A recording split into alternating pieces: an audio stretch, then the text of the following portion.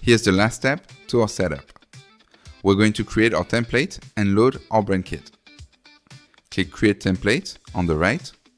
This will open a new tab. Let's give our template a name. Here, Services, and create our first layout. You can select a preset from an extensive list. If you can't find what you're looking for, click Custom at the top. But we'll get back to this later. For this first layout, we'll scroll down to A1.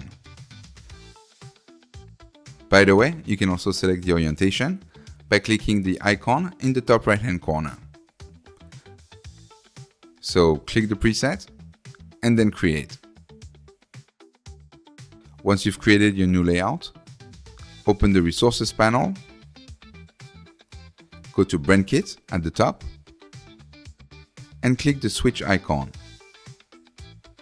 In the Brand Kit window, select the brand kit you need, here, Services, and click Apply.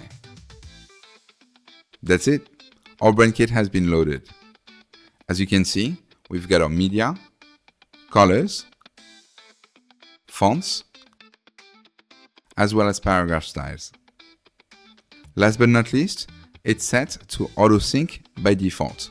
So if you forgot to add something to your brand kit or made a mistake, or if things evolve over time, you can just make that change to your brand kit and it will show automatically on the template.